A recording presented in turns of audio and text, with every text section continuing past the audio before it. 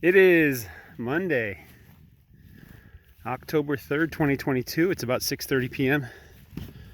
And I was walking out here to put up the new wire. And, well, on the drive up here, let me kind of preface this. So we had a cold night about a half a week ago, below 50, in the 40s, right? And that's enough to turn off the warm season grass. And so over the past couple of days, I've noticed the Bermuda grass changing color to like a light green yellow, and even some places a brown.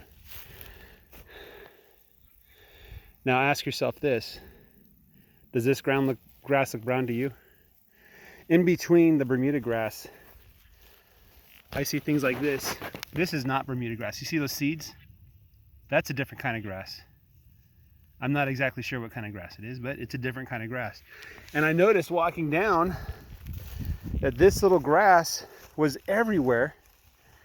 And there's other grass growing. Some of the grass is like 4 or 5 inches tall. Here, take a look at this stuff. You see that? 4 or 5 inches tall. And so previously I was like, okay, let's go into bunker mode. Let's shut down the grazing and let's start feeding, right? But now I look at a pasture like this, and I guess it's the way the light's hitting it. I don't know exactly, but maybe something changed in between this morning and now. But it looks like we got plenty of grass. You know, not the best grass in the world, not the most grass in the world, but we got lots of grass. Now, another thing. I was looking at my charts, and I said to myself, I think it was this morning, I said, hey, self, you see number 10? Let me see if I can find number 10 out there.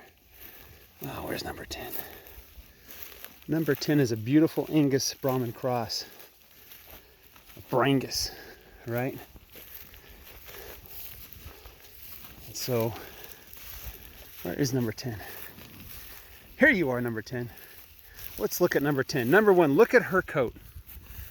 Look at that shiny coat. Look at how few flies there are. Look at how clean she looks. Look at the fact you can't even see the ribs on this animal. Right? This animal is a fantastic specimen of what I want on this ranch. Right? So number 10. And I said, if number 10 had a bull, I would keep it and use it to breed. And wouldn't you know it, number 10 had a bull. I think it's like number 11, strangely enough. So I'm going to keep all the heifers. I'm going to keep them. I'm not going to breed them this year. I'm going to take the bulls and the steer. We're going to separate them out in November. And then in December get their booster shots. And then they'll be in the sale barn in January. This is a heifer, right? Look at this fat butt. That's a heifer. It's a beautiful heifer. Keep all the heifers. Again, the reason why I want the heifers is because they grew up here. They've only known this land, and they've done pretty well. Keep all the heifers. Get rid of the bulls and the steers. Keep a couple steer. I'm going to slaughter the oldest steer. Maybe I'll keep another one. You know. Sell the rest in January. I think this is it. I could be wrong, but I think this is number 10's calf. Number 12 right here. Maybe it's this one over here. This is it. This, yeah, you can see the Brahman in this one. You can see the Brahman because of how the neck fold of fat. And no, that's a heifer. That is not the one I'm thinking of. Well, if it's a heifer, I'm keeping her anyway. This might be the bull. Number 12. I'll have to double check on my records. Regardless, in my records, I had the fact that number 10's calf was a bull. And so I want to get that genetic bred back into my herd. And maybe that means we hold off on the AI for a while. The idea that I have is like get a different bull every year.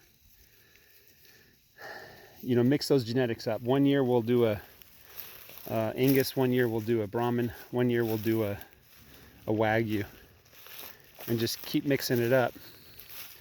And then after, 6 or 7 or 8 years, we'll have a pretty wide selection of heifers, and the calves should be pretty good,